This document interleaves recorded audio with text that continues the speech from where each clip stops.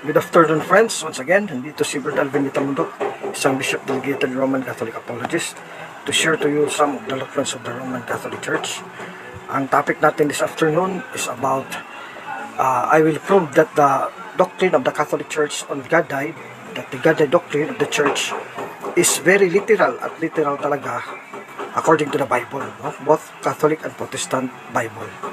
Pero bago tayo pumunta sa ating topic, I'm sorry to tell you na yung debate namin ng Iglesia ni Cristo na si Brad Gerald Cugnahan, isang INC member, no, Iglesia ni Cristo ni Ginoong Felix Manalo, hindi po natuloy kaninang alas 3 kasi nagpasabi na naman siya na postpone ulit tonight, alas 9 daw, alas 10 ng gabi, kasi may errand siya, emergency, day off daw niya, tapos yung manager niya tinawagan siya kasi absent yung dalawang kasama niya na sore eyes daw, tapos siya daw ang kapalit.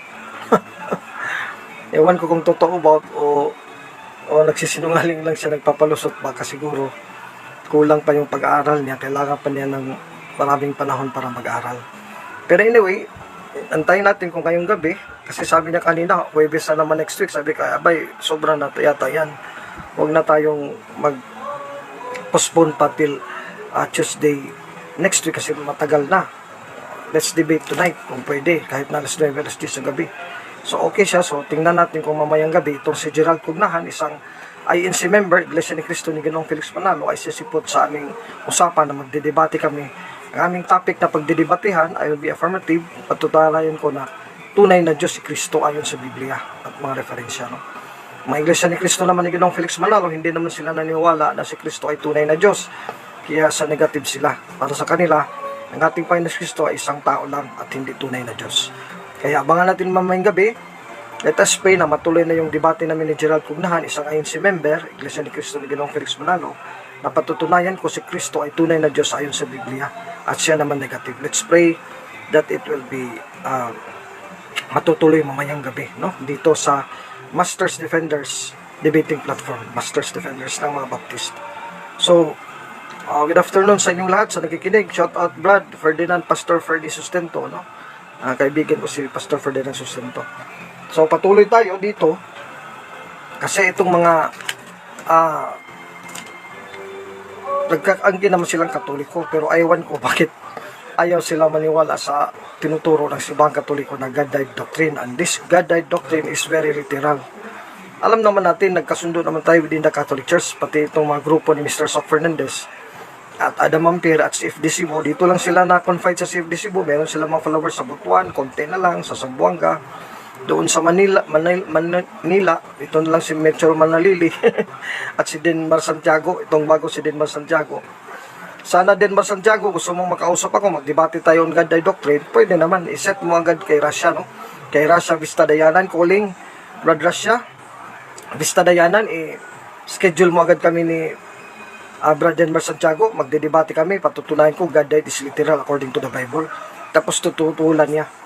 Baga may tip na ito si Denmar Santiago, at sino man ang magcha-challenge sa akin o lalaban sa akin sa temang ito ng mga Katoliko that God died doctrine is literal according to the Bible, andito lang ako, no? You can challenge me, pa-schedule kayo either kay Brad Russia Vista Dayanan sa Russia TV, pwede rin sa PDA, Philippine Debaters Association, kay Brad Ross Casona. Kontakin nyo si Brad Ross Casona, ating chief and head admin sa PDA, Philippine Debaters Association. At meron pala tayong upcoming debate this August, this Sunday na yata, no? Sunday, kontra sa Muslim apologist na si kaibigan natin taga Nigeria, Africa, si Brad Adamu Abubakari.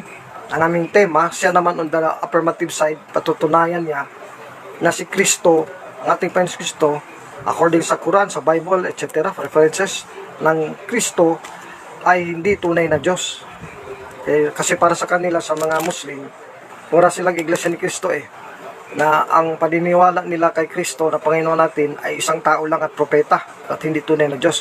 Kaya yun ang affirmative niya, patutunayan niya na si Kristo hindi tunay na Diyos, o tao lang o propeta lang. Ako naman on the negative side, I will negate, patutunayan ko na tunay si Kristo na Diyos, tunay talaga siya na Diyos, no? Hindi lang tao lang. So dito tayo mag-umpisa sa The New American Standard Bible, no? Babasa lang ko ng 2 talata. Ito ang updated edition, updated NASB, New American Standard Bible. and it is described by Bible scholars as the most literal, is now most readable. Ayan, no? Napakaliwanag naman dyan, no? Binasa ko na ito noon. I will just repeat this doctrine of the Catholic Church based on the Bible. About the NASB update, New American Standard Bible. Discover the truth in the inspired word by God by reading the New American Standard Bible.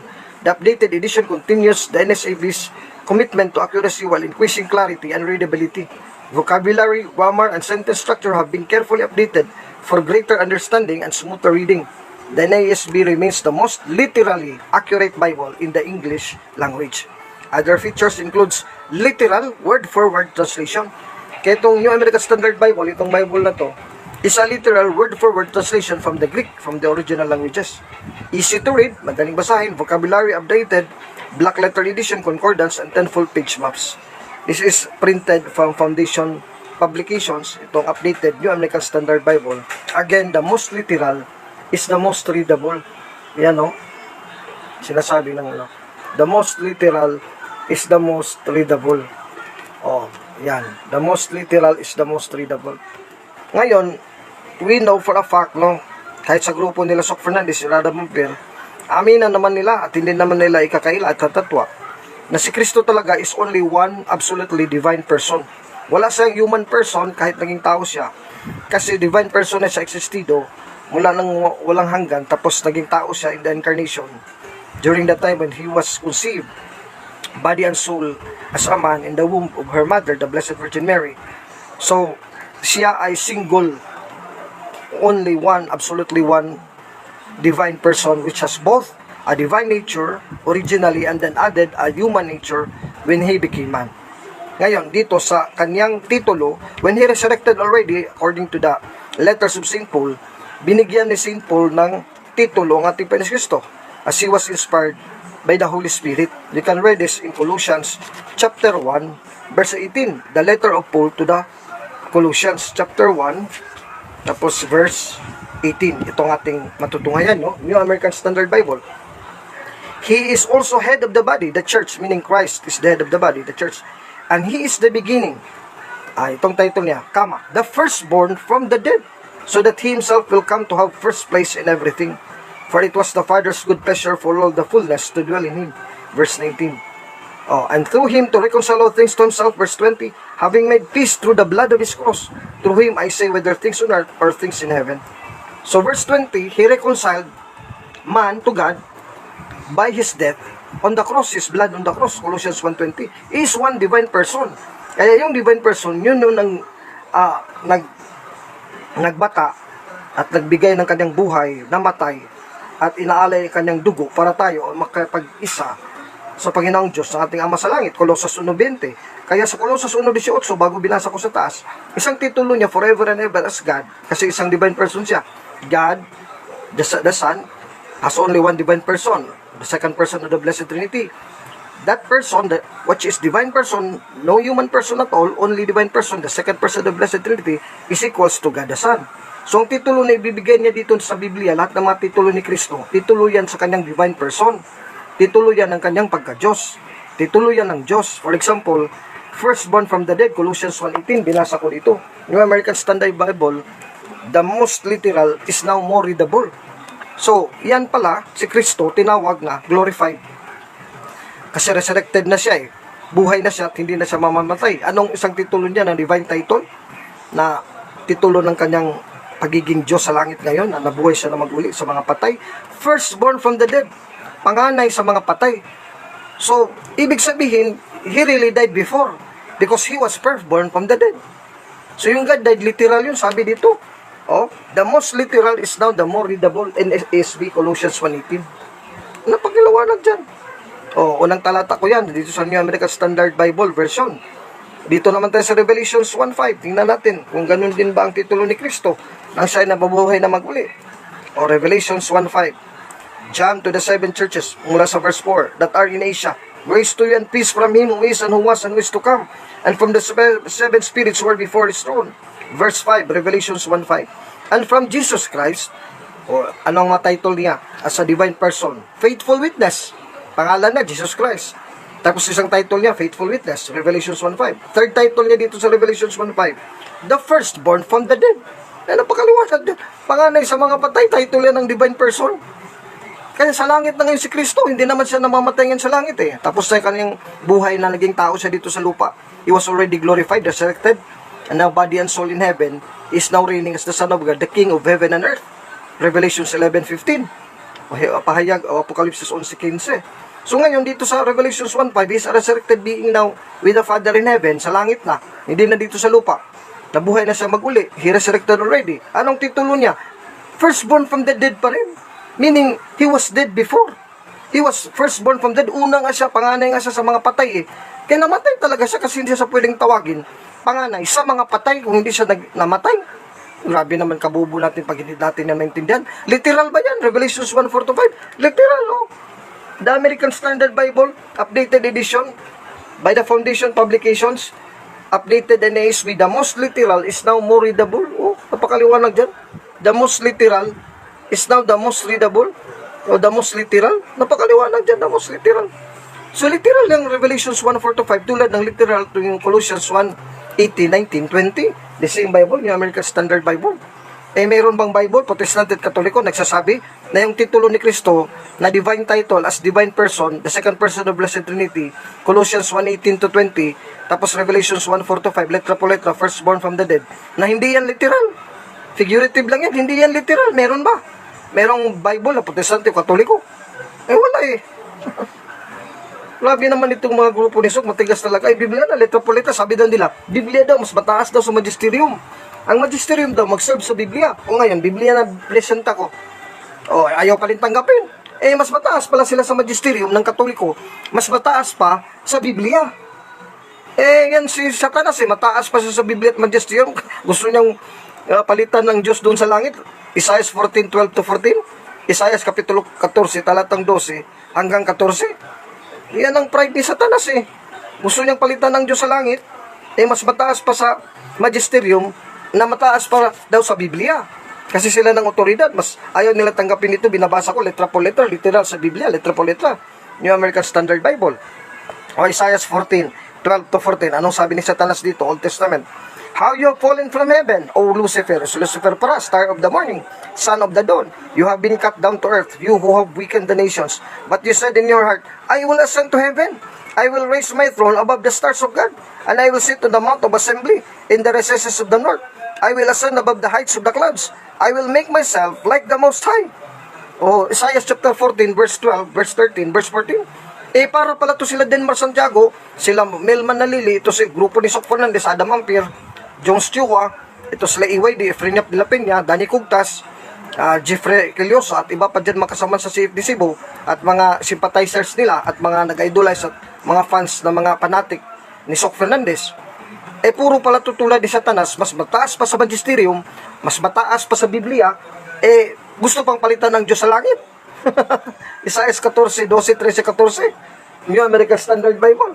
Ayaw tanggapin na literal, letra po letra, Colossians 1:18, 19, 20, and Revelations or pahayag, Apocalypse chapter 1, verse 4-5, Jesus Christ is firstborn from the dead. Literal yan, letra po letra. Panganay sa mga patay, meaning, literal na kasi patay, panganay sa mga patay, hindi pa yan patay. Buhay nga ngayon sa langit, pero dumaan ng pagkamatay, kaya nga God died. Hindi God is dead, kundi God died, namatay sa noong tao pa siya. Eh, titulo niya yun, divine title of the divine person of Blessed Trinity, no other than God the Son. Eh, proud na proud si Kristo nandun sa trono ng Diyos, ng titulo niya, firstborn from the dead, literal. Literal daw, sabi ng Bible, NASB. Letra po letra, literal, letra po letra. Colossus 1:18, 19:20, pahayag, Revelations, Apocalypse, chapter 1, verse 4-5, letra po letra, literal. Firstborn from the dead. From the dead, firstborn, literal, panganay. From the, literal din. Mula sa, saan? Mga patay. O, capital P, patay. Firstborn from the dead. Literal yan. Ayaw tanggapin. Eh, masahol pa to kay Lucifer sa demonyo. Demonyo talaga itong mga grupong to, kahit mga Katoliko to. O, dito na naman tayo sa Layman's Parallel New Testament. Quoting the Living Bible, Catholic Edition. Living Bible mismo, Catholic Edition. The same verse, Colossus 1:18. Yung NASB nagsabi, the most literal is the most readable. O, nandyan, maliwanag dyan. O, tingnan naman natin sa Catholic Edition na Living Bible, Colossians 1:18, the same verse. He, meaning ibig sabihin Christ, is also the head of his body, the church. Seeing he's the beginning. Yan, capital B, beginning, title yan ni Kristo. Head of the body, capital H, title din ni Kristo. Head of the body, the church. The third title, the firstborn from among the dead. Ayan ang pakaliwanag, capital F, firstborn. From among the dead, capital D, dead. So that he alone in everything and every respect might occupy the chief place, stand first and be preeminent. Ibig sabihin, gusto nga ng Diyos na si Kristo na titulo niya, panganay sa mga patay, kasi nga, preeminent siya sa mga patay, siyang una, siyang head, siyang Diyos ng mga patay. Kaya God died, Diyos na matay si Kristo. Titulo niya yan, literal yan. Firstborn from the dead, capital F, capital D. Napakaliwanag, so that meron daw siyang preeminence, siya daw hari-hari sa mga patay. Si Lord of the living and the dead. Yun din sinasabi sa Romans 49:10. Roma 14:9, basahin natin later. And every respect might occupy the chief place. Yan din ang hepe o hari ng mga patay. Stand first and be preeminent. 19-20. For it has pleased the Father, God the Father, that all the divine fullness, ang pagka-Diyos, the sum total of the divine perfection, powers and attributes, should dwell in Him permanently in His body, sa kanyang kalatawan. Kaya hypostatic yun nga, isang divine person, dalawa ang kalikasan at kasiyahan. Divine nature, divinity o pagka-Diyos, at human nature o humanity o pagkatao. Colossus 1:18-19, talatang 20. And God purposed that through by the service and intervention of Him, the Son, all things should be completely reconciled back to Himself, to God, whether on earth or in heaven, as through Him the Father, made peace by means of the blood of His cross. Sa pamamagitan ng dugo sa kanyang kamatayan sa krus, na pag-isa at napabalik ng Diyos Ama ang sangkataunahan na mga makasalanan sa pamamaraan ng kamatayan at dugo ng kanyang anak na ipako sa krus. Colossus 1:20. Living Bible, Living New Testament sa Protestante, sinangayunan din the same translation, the Living New Testament Living Bible, Catholic edition, with Bishop Goldner, na may imprimatur at nilubstat, tapos tutulan yan. Dito sa baba, tingnan natin. Literally, firstborn of all creation. Ayan. Literally, He is the beginning. Literally, the firstborn from the dead. Literally. Literally, Literally. Ayan, para maliwanag dyan. Literally, the firstborn from the dead. Literal pala ang titulo ng divine title, ng divine person na si Kristo, na gadasan, Diyos na anak sa Biblia, second divine person of Blessed Trinity, yung firstborn from the dead. Literal pala yun. Literally, literally. Literally, the firstborn from the dead. Colossus 1:18-20. Dalawa ng Bible sa akin, sa kanila ni Soxiro pa. Catholic Bible, Living Bible, Catholic edition, sa Protestant Living Bible, dalawa na. Living New Testament, 3 na. New American Standard Bible, the most literal Bible, 4 na. Isa kanila ni Soxiro. Meron ba dyan? Kaya nga, takot itong grupo ni Sok. Ito sila Melman Nalili, Danmar Santiago. Nag-attempt lang to challenge me to a debate, pero actually, takot to madebate ko kasi alam nila, wala silang kalaban-laban sa akin. Mabugbog sila kasi ang dami kong Biblia dito Kaya nga ako mahirap na apologist. I am Chief Roman Catholic Apologist, but I am the poorest Roman Catholic Apologist on this Philippines nation. I am proud for that. Okay ako dyan Akong pinakamahirap, pinakapobre ako. I live only 500 pesos a week para malaman nyo. Hindi ako tulad ni Sok dyan na siguro mas mayaman yan sa akin sila. Pero dito sa Bible at mga references, ako naman ang pinakamayaman na Catholic Apologist sa Pilipinas kasi ang dami kong libro. Kaya wala nga akong pera, mahirap nga ako kasi nabili ko na ng mga libro. Okay lang yan. Kahit mahirap ako, basta mayaman naman ako sa karunungan at sa mga referensya. 4 na ng Bible meron ako dito, tapos sila Sok, wala pa. Na firstborn from the dead, that God died. Jesus Christ yun, divine title sa second divine person, is literal. Literal, Colossus 1:18-19, Living New Testament ng Protestante, at Living Bible, Catholic translation, at Living Bible Protestant, 3 na agad translation to. Ika-4 na, New American Standard Bible, literal, letra por letra. Revelations 1:4-5, literal ba rin ba? From John to the 7 churches in Turkey, dear friends, may you have grace and peace from God who is, who was, and is to come, and from the sevenfold Spirit before His throne. Diyos pala si Kristo dito, who is to come. Revelations 1:4. Living New Testament at Living Bible, Catholic edition. And from Jesus Christ, itong God na Jesus Christ, who faithfully reveals all truth to us. Anong title niya? He was the first to rise again from death.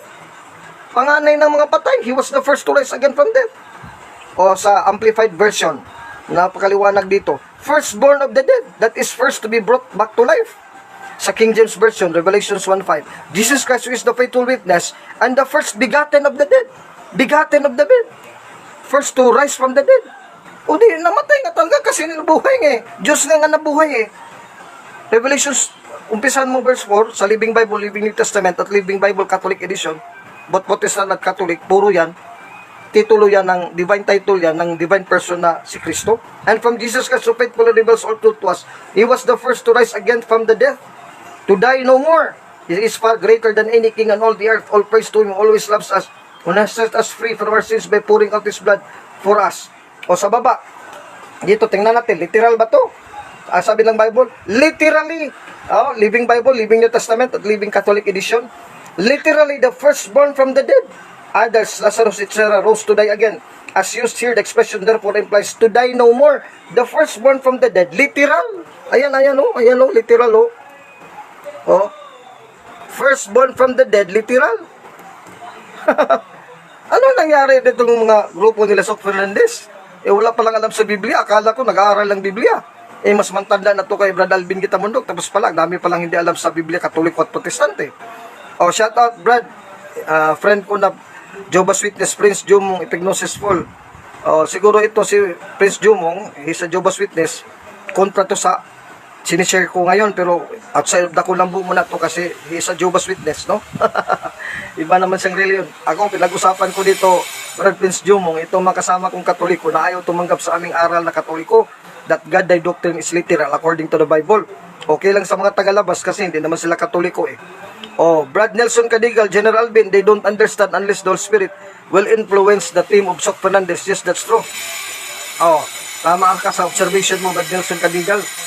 Good afternoon, General. Shout out, Brad. Good afternoon, General Brad Ramon Napalo Naul. Maraming salamat, Brad Ramon Napalo Naul, ha, sa pagtulong mo sa akin through pagbigay ng GCash at para sa load ko sa aking mga debate. Maraming salamat. You're highly appreciated, Brad Ramon.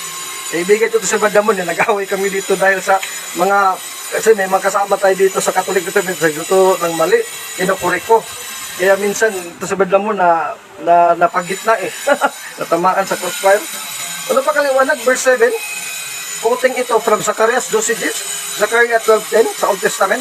See, He is arriving surrounded by clouds, and every eye shall see Him. Yes, and those who pierce Him, yung tumulo sa Kanya, and the nations will live in sorrow and in terror when He comes. Yes, amen, let it be so. Sino yung firstborn from the dead na tinulos, tinusok ng kanyang makaayaway? Revelations 1:7. Lahat ng Bible, Protestant at Katoliko. I am the A and the Z, verse 8. And the beginning and the ending of all things, says God, who is the Lord of all, the all-powerful, the omnipotent, who is and was and is coming back again. Si Kristo pala itong Diyos na tinulos. Revelations 1:5, the firstborn from the dead. Ito pala ang Diyos na makapangyarihan sa lahat, who is to come. Revelations 1:8. Basahin nyo sa grupo ni Sok Fernandez, Revelation chapter 1, verse 4, verse 5, verse 6, verse 7, verse 8, verse 4 to 8. Sino yung divine person na tinutukoy? Wala naman si Kristo human person. Siya yung firstborn from the dead, who literally rose again from the dead. Literal, sabi dito ng Biblia. Hindi ako nagsabi, hindi si Badal Bingitamundo. Literally, rose from the dead, the firstborn from the dead. Literal title yun ni Kristo. Siya yung tinulos, tinusok. Revelation 1:7. Siya yung God Almighty, the powerful, the all-powerful, who is to come again. Revelation 1:8. Di God died. Ngayon, as a clincher, dito naman tayo ulit balik sa New American Standard Bible Version. The most literal is now the more readable. Inamin ba ni Kristo na yung titulo niya? Totoo yun. Literal yun. Sabi ng Living Bible, Living New Testament at Living Bible Catholic Edition at itong New American Standard Bible, NASB, yung binasa ko sa Revelations 1:4, verse 5, verse 6, verse 7, verse 8. Basa sa baba, verse 17 to 18, New American Standard Bible. The most literal is the most readable. Revelations 1:17-18. Sabi ni St. John, when I saw Him, I fell at His feet like a dead man, and He placed His right hand on me, saying, do not be afraid. Si Kristo to nagsasalita. I am the first and the last. Ito din ang sinabi na sa Revelations 1:8 sa taas. I am the first and the last, the Alpha and the Omega. Verse 18, I am the living one. Ako ang Diyos, ang living one, the eternal one. And I was dead. Tama, to literal talaga pala. To literal pala. Sabi dito sa Living Bible, firstborn from the dead. Dead means literal. Colossians 1:18, 19, 20, Colossians 1:18, literal, firstborn from the dead. Revelations 1:4, 5, 6, 7, 8, literal. Sabi ng New Living Testament, Living Bible at Living Bible Catholic Edition, New American Standard Bible, literal pa rin. I am the living one, and I was dead. Pag sabi ni Kristo, I was dead, Revelation 1:18, Apocalypse o Pahayag 1:18. Literal ba? NASB, the most literal and the most readable. The most literal at the most readable. Talo na sila Sok Fernandez, most literal at most readable. Pag sabi ni Kristo ng divine person niya, sa Blessed Trinity, a second divine person as God the Son, I was dead, Revelation 1:18. I was dead, ako ay namatay. Ako ay namatay. Sabi ng Bible, literal yan, literal. Sabi ng Bible, letra por letra yan, literal yan. 4 na version, mahiya naman kayo mga kalaban sa Katoliko na ayaw tumanggap ng God died literal doctrine. Oh, napakaliwanag. Oh, Brad Ramon, mapalo na all. Permission to share, yes, you can share it. Gaano katotoo, General Ben, that the Bible are greater than magisterium? Yes, naman, totoo naman, pero ang problema nila Nelson Cadigal, based yan sa sisisi natin that the Bible is higher than the magisterium, and the magisterium upholds the Bible, defends the Bible as a servant. So kung servant ang magisterium, ang Biblia ang siniserve ng magisterium, mas mataas ang salita ng Diyos. Pero ang tanong dyan, ang magisterium ba, mas mataas ba sila? Si Denmar Santiago, si Sok Fernandez, mas mataas ba sa magisterium? Mas mataas ba sa Bible? Parang demonyo John 8:44, mga sinungaling. Mas mataas na sila sa Bible at sa magisterium. Isaiah 14:12, 13, 14, parang si Satanas, si Lucifer, na inangat pang ang sarili sa magisterium. Dito, mas magaling pa sila dito sa magisterium. Mas magaling pa sa Bible, letra por letra. Mas magaling pa sa salita ng Diyos. Mas magaling pa sa Diyos. Parang si Satanas. Isaiah 14:12, 13, 14, gustong palitan ng Diyos sa kanyang trono sa langit. Mas mataas pa sa lahat. Parang Diyos na. Ito sila Sok Fernandez, sila EYD, Dani Cugtas, ito si Denmar Santiago dyan sa Manila, Melman Nalili. Mga Mr. Nobody naman wala naman mga title to sila. Trying hard to be somebody, pero mga nobody naman hindi naman to talaga sila kilala O dito tayo sa magisterium. Pocket Catholic Catechism, a concise and contemporary guide to the essentials of the faith by Catholic dogmatician, PhD in theology and dogmatic theology, John A. Hardon, SJ. Ito si pari natin na John A. Hardon, namatay na siya, is moved for canonization. Ibiyato na to Biyato na to. Tulad ng santo natin si Pedro Calungsod, dumaan noong panahon, hindi pa siya santo. Biyato pa siya. Ganon din si Lorenzo Ruiz. Ito, biyato na ang kanyang status for canonization na to as a blessed and as a saint. Ito si John Hardon. Tapos, ikumpara natin sa grupo nila Sok, nila Manalili. Tulad ni Manalili, magnanakaw ng libro. Ito si Denmar Santiago, peke na si FD, kung kahit saan na lang ko naghihingi ng pera. Tinipirahan din ng apostolit niya. Napakaliwanag dito. Natatawa ko dito sa mga kalaban ng Katoliko. Page 16, we believe that God became man in the person of Jesus Christ, that He was born of the Virgin Mary. Puro to literal. Died on the cross, namatay sa cross, and rose from the dead. Kaya nga firstborn from the dead, literal. That He will return on the last day to judge the living and the dead. Napakaliwanag dyan ng page 16, napakaliwanag dyan. Hindi yan literal. Literal yan Napakaliwanag dyan. Ay underline ko ng pink. Napakaliwanag. We believe that God became man in the person of Jesus Christ. Literal yan, nadoktrina ng Katoliko. That Jesus Christ, was born of the Virgin Mary. Literal din yan. That died on the cross. Literal din. God became man, died on the cross. Literal din. And rose from the dead. Literal din. Firstborn from the dead. Ako, sa Biblia, binasa ko, NASB. Living New Testament, a Living Bible Translation at Catholic Edition ng Living Bible, New American Standard Bible, 4 Bibles translations na Literal yan, rise from the dead and died on the cross, and that He will return on the last day to judge the living and the dead. Page 16 itong libro, The Pocket Catholic Catechism, a concise and contemporary guide to the essentials of the faith by Beato John A. Hardon, SJ. Napakaliwanag dyan dito pa sa unahan, marami to Marami to sinabi dito si Beato John Hardon. O sino paniwala natin yung Beato na santo ng Katoliko? O yung mga kalaban ng Iglesia Katolika na itanggapin God died literal. Literal talaga sa Biblia. Literal pa sa magisterium, sa katekism. Ibig sabihin, literal talaga ayon sa Diyos.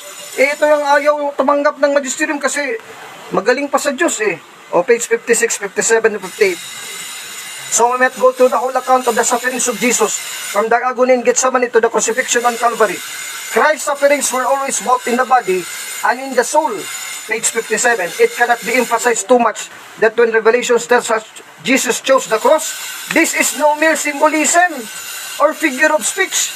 Nung namatay daw si Jesus sa cross, ang pahayag ng Diyos sa atin, ang ibig sabihin nito, ito talaga literal sapagkat hindi to mere symbolism or figure of speech. Page 57, hindi daw hulad pamulong, hindi daw figure of speech lang, hindi figurative language, hindi symbolism. Yun ang panindigan nila Sok Fernandez, nila Wilman Nalilid, Denmark Santiago at iba pa figurative daw, figures of speech, tapos symbolism lang. Hindi pala symbolism nung namatay si Kristo sa cross. Page 58 to 59. When Christ decided to redeem us, He chose the form of penalty that as God, He had laid on a sinful human race. His bodily death on Calvary, as God, therefore was not coincidental. It was deeply providential. It was expiation by God, become man, by suffering for our sake the price of our redemption. Expiation daw by God, become man, by suffering for our sake the price of our redemption. Ano ba to? Literal o figurative? Hindi figurative kasi no mere symbolism in page 57, no figure of speech. Hindi daw figure of speech, figurative, hindi daw symbolism. What occurred when Jesus died? Page 8. It was the separation of his human soul from his body. Minamali itong grupo ni Sok nila Denmark Santiago na ang death daw is total annihilation, na wala na. Annihilated, tapos total cessation of life, naputol ng buhay, talagang walang-wala na. Hindi yun ang ibig sabihin ng death. Kaya nga God died kasi God suffered in His body, the separation of body and soul. What occurred when Jesus died? Sabi ng Catechism, Pocket Catholic Catechism, a concise and contemporary guide to the essentials of the faith, by Beato John A. Herdon, S.J., page 58. What occurred when Jesus died? It was separation of His human soul from His human body. There was no question of Christ's humanity being for a moment separated from the second person of the Blessed Trinity. Na-separate nga yung humanity no? Although His body and soul were separated from each other, both remained united with His divinity. Thus every drop of blood that Jesus shed on Calvary was literally the blood of the living God. Hindi pala figurative or symbolism, kundi literally the blood of the living God. Ibig sabihin blood kamatayan, literally the death of God on the cross, the blood of God. Page 58. Thus every drop of blood that Jesus shed on Calvary was literally the blood of the living God. Kalabanin nyo pang magisterium, matang katekism, matang Biblia, letra po letra, literal, letra po letra. The detailed account, page 59 of the burial, verified that Christ was truly dead. Tunay talaga, literally dead. That He was completely wrapped up in a shroud, that His body was placed in a stone tomb, and that the tomb was filled with a huge rock. Napakaliwanag dyan, Napakaliwanag. Page 62, on the strength of this tradition, the Apostles' Creed affirms the existence of limbo distinct from hell and purgatory, for the just one died before Christ's ascension into heaven. The resurrection. Christianity as the religion of history and Christ as the living God, made man, depend on His resurrection from the dead. Yung living God ang buhay na Diyos na naging tao, depend on His resurrection from the dead na nabuhay, galing sa mga patay. Sabi ni Beato Janardon Santo, si Sok Fernandez, ang asawa, may asawa na buhay. Practicing immorality. Buhay pa yung mister ng babae. Inasawa niya yun, kasama niya yun sa buhay niya. Living in public sin, in a state of sin, mortal sin. Kontra kay Beato. Isang santo na, John A. Herdon S.J., na dogmatic theologian. Hindi tayo mahiya dyan. Doon tayo kakampi sa mga erehe at mga immoral na tao. Page 62, Christianity is the religion. Ito palang Catholicism. Christ as the living God, buhay na Diyos, made man, naging tao, depend on His resurrection from the dead. Nagdepende doon sa kanyang pagkabuhay muli sa mga patay, page 62, sa librong ito. Page 63, it is the same Jesus Christ who rose on Easter Sunday. It was the same divine person, united with His human nature. So yung divine person yun ang nag-rose from the dead. Through His human nature, to His human body, it was the same Jesus Christ, the human person of Christ, the divine person, not the human person, because He has no human person. Jesus Christ, the divine person, who rose on Easter Sunday, it was the same divine person, united with His human nature, who rose on Sunday. Page 63. Napakaliwanag dyan. Page 65, ang dami dito Having become man, the Son of God will always remain man. The expression Jesus Christ yesterday, today, and forever has been literally verified until now and is prophesied unto the endless riches of eternity. Literally pala talaga literal talaga letra po letra, literal. Tigas ang ulo dito. So 2, page 65 pa rin, the same page. When we reflect on the Holy Eucharist, ito tinutulan nila ni Sok na hindi daw literal nakain natin ng Diyos. Ang katawan lang daw at kaluluwa nakain natin ng Kristo, hindi daw pagka-Diyos nakain at divine person. Mali. The key to understanding on the real presence is the fact. Fact daw, katotohanan, truth. That God became man, died, and rose from the dead. And this is literally verified, sabi ng Beato. Nabuhay na maguli, namatay, inilibing, namatay, inilibing, nabuhay na maguli. Literally verified, that is true. Oh, grabe no? Oh. The expression right hand, page 67, is not to be taken just a symbol, but really, literally, when we speak of God, mga literal to sinabi dito ni John Nardo, no? Page 65, napakaliwanag dyan, no? Page 65. Oh. Napakaliwanag dyan, i-review na to. Napakaliwanag dito. Oh. Oh, divine person. Oh. Napakaliwanag dyan, oh. Oh. O sino sila ngayon? Ha? Mr. Denmas Santiago? Lalaban ka sa akin ng debate, kaliit mong tao dito sa simbang katoliko. Ibig sabihin, lalaban ka sa chief apologist, mas malaki ka pa sa akin. Kasi kung maghahamon tayo, ibig sabihin, malaki ka dun sa hinamon mo. Kasi, sino namang loko-loko na maghamon ka ng kahit suntukan? Maghamon ka ba ng mas malaking katawan sa'yo, tapos paktisado, barbilado? Siyempre, hamunin mo yung tingin mo, makaya mong suntukin, kaya mong itumba. Eh, mas malait sa'yo pagtingin mo dun. Ako nga, chief apologist, hindi nga ako naghamon eh. Dapat sana ako talaga dito maghahamon eh. Tapos ako pa hinahamon itong ni Denmas Santiago eh. Maliit ka namang tao din, duling ka pa. Duling ka pa. Eh, duling nga yun yung pananampalataya mo, duling din eh. Sa Exodo, bawal sa Diyos ang duling na maging sundalo ng Diyos.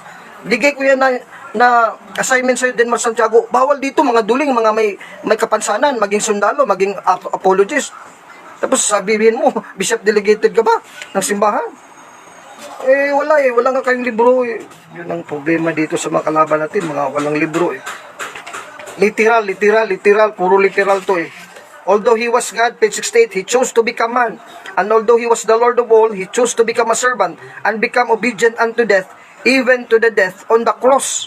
Sabi ni Hardon dito sa page 67 and 65, literally verified. Yung he became man, literally verified yun. Yung when he died, he literally verified din. A fact. Yung na-buried siya, inilibing, literally verified pa rin yun. A fact. Literally verified. When he rose from the dead, firstborn from the dead, literally verified pa rin. Sabi ni Beato Hardon. Kaya bumili kayo ng ganito. Kung wala, bumili kayo sa akin, kahit man ng Xerox. Oh. Yan ang sasabihin ko sa iyo. I am the poorest apologist here in the Philippines. Pero sa karunungan, wala na sa tingin ko na mas mayaman pa sa akin sa karunungan at sa mga libro dito at referensya eh. Oh, alam yan ng mga CFD. Kaya maraming takot sa akin dito sa loob ng simbang katoliko kasi hindi nila makayang karunungan na binigyan ng Diyos sa akin eh. A concise and contemporary guide to the essentials of the faith. This comprehensive and portable catechism is ideally suited to the needs of the inquirer as well as for the private or group study.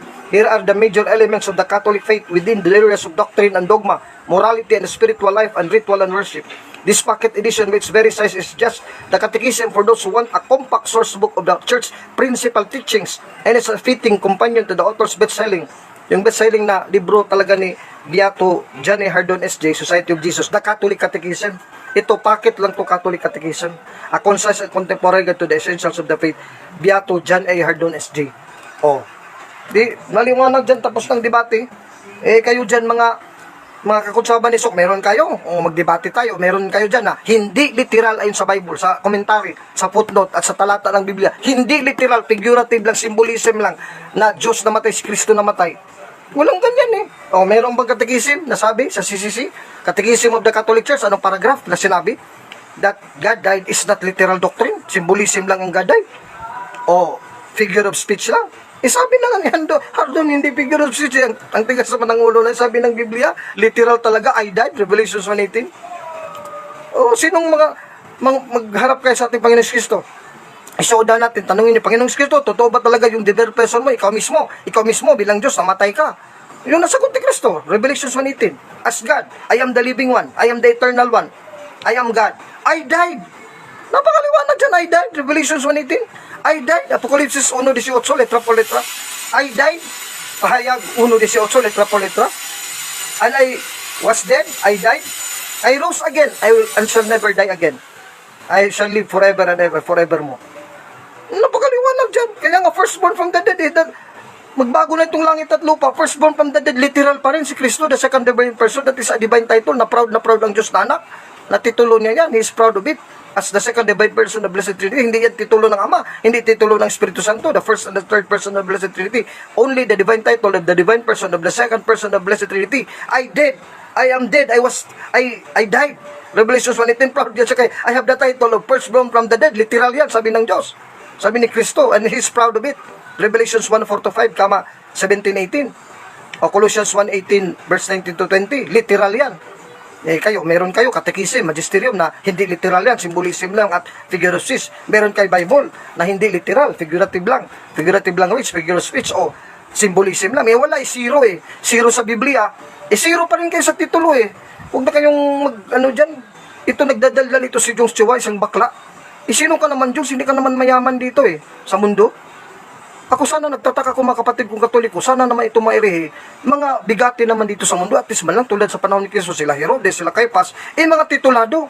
Itong mga hirihingi, sila Socrates, wala namang titulo Titulo nito, criminal kasi na hukuman ng Supreme Court, obstruction of justice, kaya hindi na nga siya makabalik si Sok na pag-serve as any public office, kay banned na, eternally banned na from public office dahil nahukuman ng guilty or obstruction of justice. Tapos public sinner pa. Kasi nag-asawa ng may asawa, buhay pang asawa ngayon ng misis niya, ang mister ng misis niya. Wala kayong mga titulo dito, EYD, philosopher daw siya, master in philosophy. Wala, saan ang university ka nag-graduate, EYD? GQ, alam naman ni GQ, kahit may-ari siya ng siumay sa TISA, mayaman si GQ, pero wala naman siyang grado Duda ko, hindi nga ito nag-graduate ng high school si GQ, kaibigan ko to. Pero ang sinasabi ko kasi dito, walang mga titulo. Si Kristo merong titulo, tapos kinakalaban yung titulo ni Kristo. Na God died. Literal yan. I was dead. I died. Revelations 1:17-18. Firstborn from the dead. Literal. Litra po letra. Firstborn from the dead. Dead. D-A-A-D. Dead. Namatay ako. Namatay talaga ang Diyos. Na si Kristo. Revelations 1:4-5. 17:18. Colossians 1:18-19-20. Ito si Joshua. Anong title ito? Dakilang bakla. Sino ka Diyos dito sa mundo? Wala kayong mga titulo. Dani Kugtas, anong Dani Kugtas sa titulo mo? The Great Pretender, Hypocrite. Hypocrite ka, Great Pretender. Mga titulo nyo, mga sa demonyo Wala namang kayong titulo na positibo. Wala kayong titulo na sa Diyos. Paano namin pakikinggan kayo ang magisterium, mga Holy Bishops, Reverend Archbishop Palma, Reverend Archbishop Valles. May mga titulo CBCP, Catholic Bishops Conference of the Philippines. Ako rin, Chief Roman Catholic Apologist, Bishop Delegated. Delegado Bible Apostolate Worker ng Arkham, Archdiocese of Manila. Titulado din ako. May holy office din ako. Itong mga kontra ng CBCP, kontra ng mga obispo at arsobispo, walang mga title Buti pa si Father Darwin Gitcano kay may title, Exorcist ng Tagbilaran. O Reverend Father Darwin Gitcano kasi pari si Father Darwin. Buti pa Sila Father Labi Arganyo sa mga pari yan. Father Fran Villegas, National Spiritual Director. O si Father Reverend Fran Villegas is National Spiritual Director. Malaking titulo yan. Buong Pilipinas, yan National Spiritual Director ng mga CFD, Catholic Faith Defenders Organization. Father Lucas Inoc, Archdiocesan Spiritual Director dito sa Archdiocese of Cebu, napakalaking Archdiocese ng Cebu. Ito sila Sok Fernandez, ano mga title nito? Wala naman itong title. Actually, yung title talaga, daladala mong title ba para mapaniwalaan ka that you are somebody credible enough to be believed. Wala to sila Jones Chua, walang titulo, sila GQ, sila ni Danny Kugtas. Mga Great Pretender wala talaga, zero sa dignidad, sa kredibilidad. Ikumpara sa God Died Doctrine, literal dito sa kagrupo natin. Mga Mr. trying hard to be somebody to, mga Mr. Nobody. Yan ang problema dito simbahan Gusto magpapasikat, mga Mr. Nobody naman talaga. Dapat humble tayo, wala tayong pinag-aralan, hindi tayo nagtapos ng college, hindi tayo katulad ni Badalbin, hindi tayo college graduate from UP. Dapat manahimik tayo, huwag tayong magyabang down. Okay lang si Badalbin magyabang kasi UP graduate, tapos may titulo naman sa simbahan. Itong mga walang titulo, hindi pa nag-graduate ng matinong universidad Ewan ko kung saan to sila nag-aaral nung elementary. Ito si Danny Kugtas, si Jones Chua. Wala. Hingan mo to ng diploma, university diploma. Kahit nga siguro high school diploma, hindi to makapagbigay, makapost dyan sa Facebook. Ako na-post ko dyan ang mga degree ko dyan sa universidad, na-post ko dyan mga delegation ko. O saan kayo maniniwala si Brother Alvin, mga letra po letra binasa dito. Tapos kapanig kong CBCP, yung lahat ng mga debate ko, baga CBCP, Trace Guided Catechesis, formally affirmed throughout the whole world, na tama yung ako ang nanalo sa mga debatehan namin ni Sok, ni Adam Ampir, nagdebate kami, ni EYD, thrice na kami nagdebate sa Gaday. O, si Danny Cugta, sa debate ko na yan. Lahat ng mga gaddaig ng mga debatista ni Sok, pati si Sok Fernandez, sa debate ko na.